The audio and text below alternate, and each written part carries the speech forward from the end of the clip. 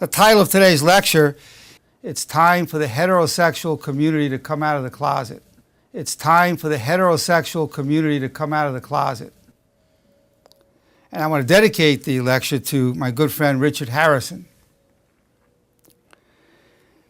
What I want to tell you in presenting this, I'm taking a neutral position. Basically, I'll be talking as a psychologist. I've been in practice for over 40 years, so I'll be talking from a psychological and sociological point of view. So I'm taking a neutral position in terms of everything else. I'm just talking as a psychologist and a sociological implication. And I would talk a little bit about what led up to me coming up with this title and my own evolution in my thinking. About 10 years ago, I developed what I call the social revolution of dialogue. So it was a sociological statement. It was not a political movement. It was a sociological one. I was interviewed on the Bev Smith Show, which is the largest African-American station in the country, the social revolution of dialogue. And the social revolution of dialogue was based on the premise of your inalienable right to be your true self. Your inalienable right to be your true self. And certainly as Americans in the pursuit of life, liberty, and happiness, you can't really pursue happiness if you're not you. So the first requisite to pursuing happiness is to be able to be your true self. So as I promoted the social revolution of dialogue, I say, I have the right to be your true self as long as the expression of your true self is in a respectfully real manner. That is, with kindness, wisdom, and respect of boundaries. As long as the expression of your true self is in a respectfully real manner, with kindness, wisdom, and respect of boundaries, you have the right to be you. You don't have to imitate being me or some famous actor or actress. Be you. That was the message. And I started that over 10 years ago. Then I had a patient come in, let's say, I'm going to make up some names. Joe came in to see me, and he was a truck driver for over 30 years.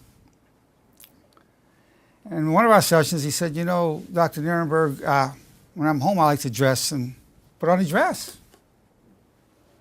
And I don't like people to know that I do this. Okay. We talked about a few sessions, and I said, you know what, Joe, why don't you come in wearing a dress? So I came in session. I said, people won't know who you are when you're here. You come in wearing. So he came in wearing a dress. Well, it turned out that Joe was really Jane. He said all his life he was really a woman trapped in a man's body.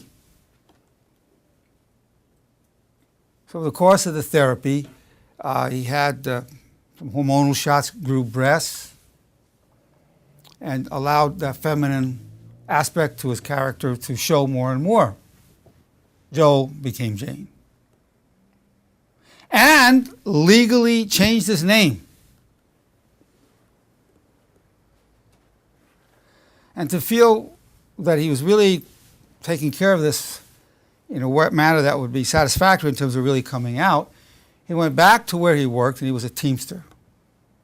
And he said, this is who I am. Came back as a woman. Now, some people made some derogatory comments, but other people said, we always knew something was different. So the people I knew him well were not shocked. But that was a journey of courage. Doesn't matter what you and I or anybody else says about it. For him to be, or for her to be her true self, was an act of courage. But that was my first, and that was about 5 years ago.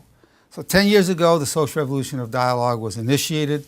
Respectfully Real Communication, I own the trademark of Respectfully Real Communication. I've given about 30 or 40 lectures on it. Well, it's time for the heterosexual community to come out of the closet. It's a very provocative title. And by that, I don't mean that really the heterosexual community are all latent homosexuals. I'm not saying that at all. And I'm going to tell you 3 aspects of the closet that the heterosexual community is in. And as a matter of fact, the gay community, the homosexual community is also still in a closet in these other ways. But I've aimed at the heterosexual community. I'm going to tell you the closet that you're in. I'm going to tell you what closet you're in. Let's look at the nature of a closet. For one thing, You don't want anybody to know you're in it. That's why you're in it. You're hiding. You're hiding. And I know what you're hiding from. I know. Everybody here watching, listening, I know what you're hiding from. I know. And I'm going to tell you what it is.